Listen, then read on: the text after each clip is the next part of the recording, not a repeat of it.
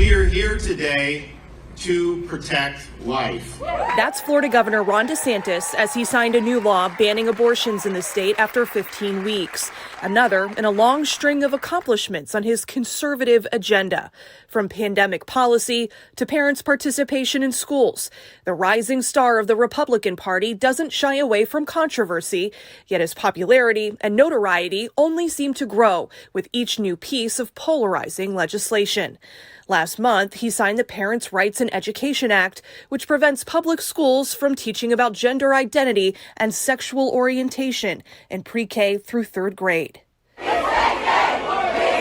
The legislation labeled Don't Say Gay by opponents nationwide inspired protests and headlines, but didn't hurt his polling numbers. In fact, according to a new widely reported Rasmussen poll, 52% of voters nationwide have a favorable view of the governor. 37% of these voters say it's a very favorable view.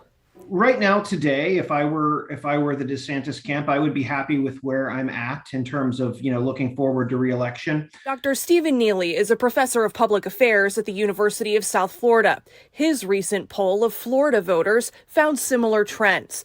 According to the USF survey, 56% of state voters approve of how Governor DeSantis is handling jobs and the economy, which respondents ranked as their top issue.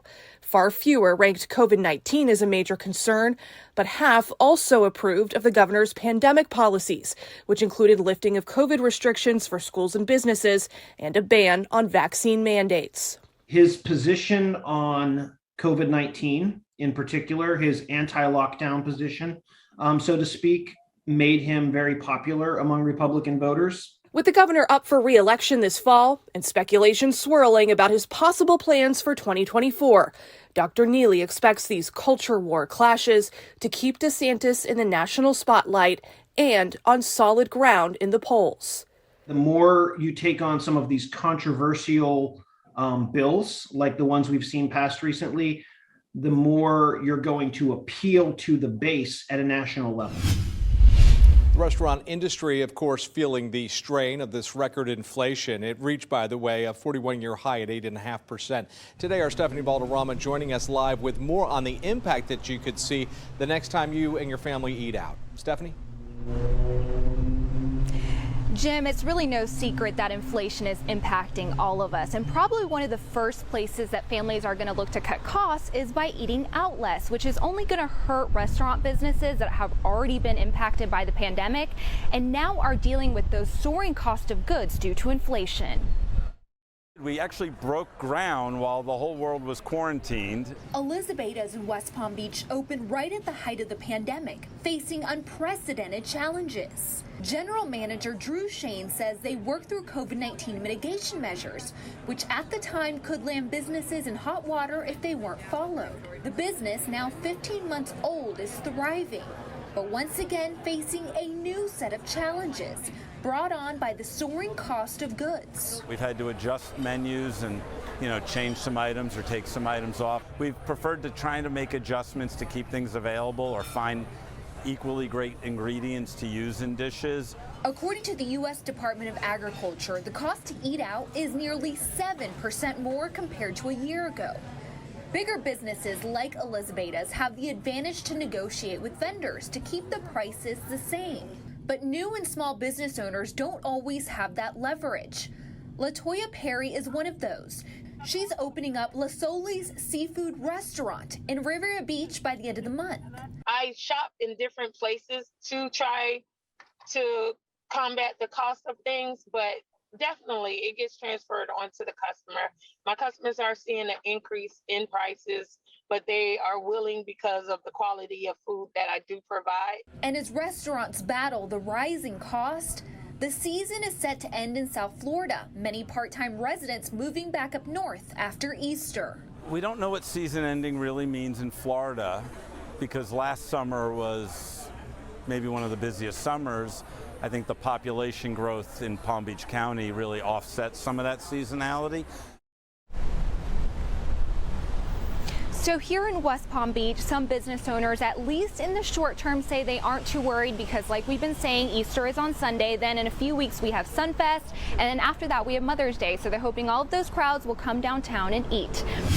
Tracking crime on the Treasure Coast tonight, a Fort Pierce man believed to have been on the run is now in the Martin County Jail. He was picked up in Tampa and accused of using social media to target local girls. But he was really after just one thing. CBS 12's Lily Ortiz confronted him as he was being booked and tells us why the sheriff's office thinks there could be more victims. A Fort Pierce man accused of pursuing young girls for sex via social media walks into the Martin County Sheriff's Office in handcuffs before being booked into jail. What do you have to say about the charges? It's a lot of just misinformation.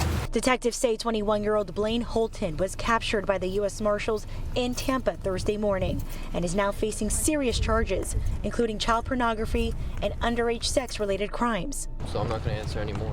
Martin County Sheriff William Snyder says this investigation came to light after a tip from a school resource officer who learned Holton had taken a young girl to the mall to buy underwear. What's so alarming about this case is it doesn't start on the internet. It actually started at a local park. So this was that typical stranger danger we teach our children about. Detectives later discovered Holton became friends with the girls via Snapchat.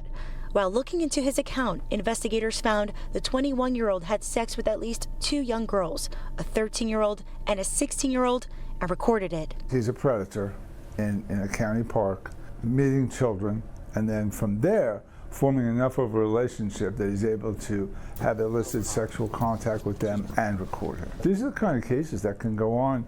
They can groom these children, and these offenders are very good at it. Holton was using these 3 profile names on Snapchat. 2 confirmed victims, yet the sheriff is warning parents there could be more. He's urging you to call if your child has had contact with Holton. Talk to your children. Although this does happen at Jensen Beach, these cases, we have no reason to not be suspicious it could have happened in other parks.